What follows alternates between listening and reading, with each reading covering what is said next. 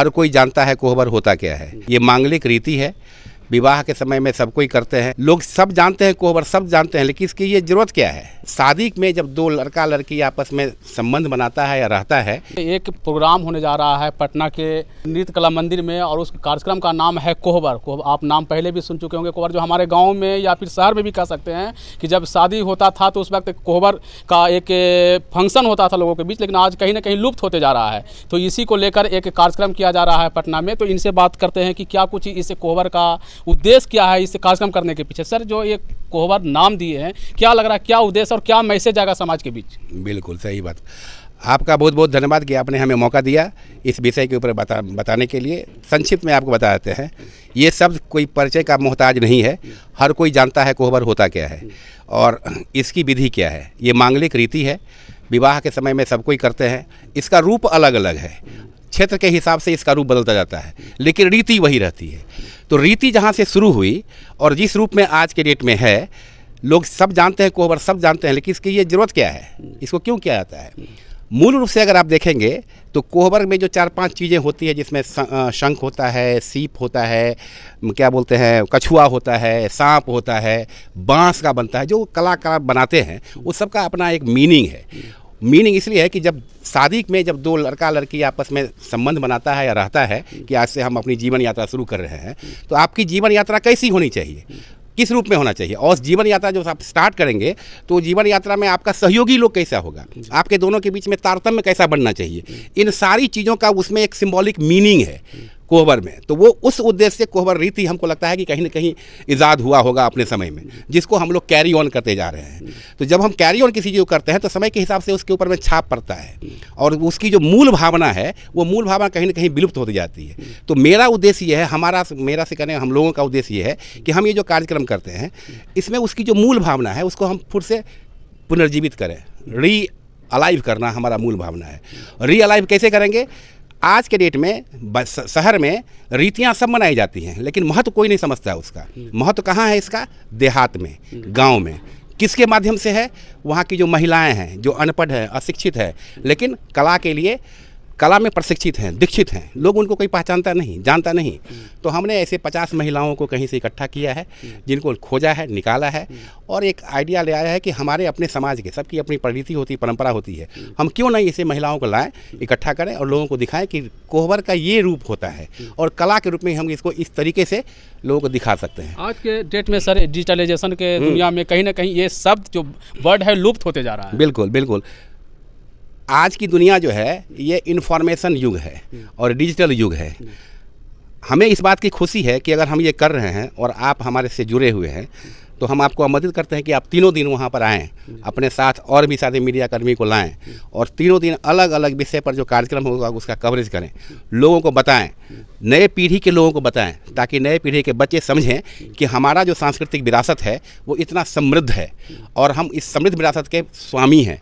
हम कहीं ना कहीं छूट रहे हैं। तो जब आप संस्कृति से कट जाएंगे तो आपके अंदर में अकेलापन होगा, आपके अंदर में डिसग्रंटलनेस क्रिएट होगा, आप एक अच्छे इंसान नहीं बन पाएंगे। तो आपके अंदर में जो इंसानियत का भाव है वो कला कहीं ना कहीं से डालता है।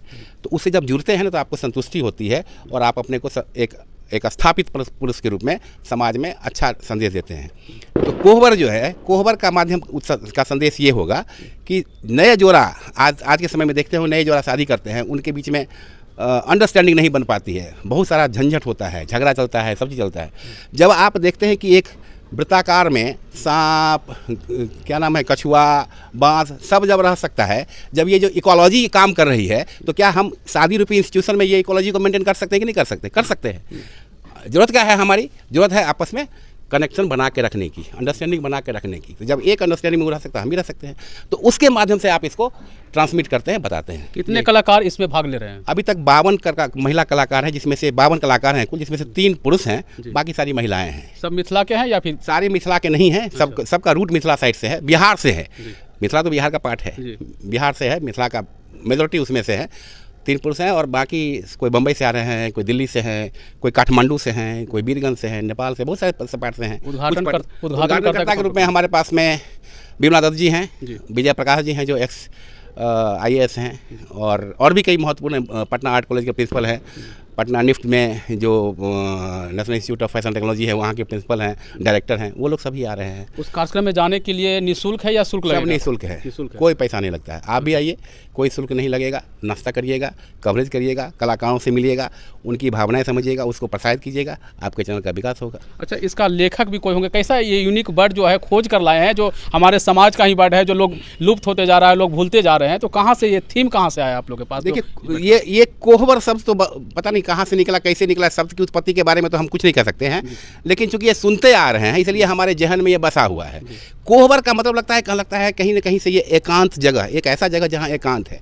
अब आप एकांत में कहीं बैठेंगे, नहीं कहते कोह में बैठल छथिन, कोह में, कोह मतलब क्या हो, कोना, तो लगता है वहीं से कोह में वर जो है, वर या कन्या जहाँ भी जो कहते हैं, कोहबर कहीं एकांत जगह। तो जब आप व्यक्ति को, किसी की नई शादी होती है, उसको किसी एकांत जगह में छोड़ देते हैं, वो दोनों व्यक्ति कैसे आपस में व्यवहार करेगा, किस रूप में एक दूसरे को अंडरस्टैंड करेगा, कैसे किस रूप में अगले को लेगा, क्या सम्मान देगा, कैसा व्यवहार करेगा। लगता है उसी के परिचय के लिए, तब ताकि दोनों के आपस में जो परिचय है, उस परिचय के लिए दोनों को पूरा लिबर्टी रहे, ठीक है, सिर्फ फिजिकल अट्रैक्शन नहीं हो, इमोशनल अट्रैक्शन हो, मेटाफिजिकल अट्रैक्शन हो, हर तरह का अट्रैक्शन हो। तो उस तरह लगता है वहीं से ये इस शब्द का शुरुआत हुआ होगा और वही चीज़ आ रहा है। अच्छा, निर्देशक कौन है इससे? निर्देशक कौन है? इसका कोई निर्देशक नहीं, इसके सब आयोजक हैं। अच्छा। और ये मेन ये अलका जी हैं, ठीक है, ये महिला साइड से हैं, ये खुद बहुत ही स्टेट लेवल की आर्टिस्ट हैं, निभा जी हैं, ये सब के सब आर्टिस्ट लेवल, वो बहुत बड़े साहित्यकार, इतिहासकार हैं। इस भैरव जी, इस आयोजन में मेन कॉन्सेप्ट इन्हीं लोगों का है। हम तो उसके पूरे आयोजन में से एक छोटा सा पार्ट है जो कि इनमें सहयोग कर रहे हैं, क्योंकि मेरा इंटरेस्ट इसमें है और हम इससे जुड़े भी रहते हैं, तो अच्छा लगता है। तो परिचय दीजिए सर। मेरा नाम राजेश कुमार कंठ हुआ। वैसे हमारा अपनी खुद की कंपनी भी है सर्विसेज सेक्टर की, और कला क्षेत्र से जुड़ा हुआ हमारा एक अपना संस्था भी है, सैलरमा फाउंडेशन, जिसके थ्रू हम कुछ करते रहते हैं। तो इस आयोजन से जुड़ के हमको बड़ा उत्साहित हैं, काफ़ी उत्साहित। हम तो देखना चाहते हैं तीनों दिन हमारे दर्शक को क्या कहेंगे, जो व्यूवर्स हैं उनको क्या कहेंगे? हम आपके व्यूअर्स को कहेंगे कि आप लोग सबके सब आइए, समय निकाल के आइए। दिन के 11 बजे से लेकर 11:30 बजे से लेकर शाम के 6:30 बजे तक तीनों दिन होगा, और तीनों दिन में कई उसके सेशंस होंगे। किसी न किसी सेशन में शांति से बैठिए, चाय पीजिए, नाश्ता करिए और समझिए कि लड़के जो वक्ता हैं वो किसी विषय पर क्या बोल रहे हैं।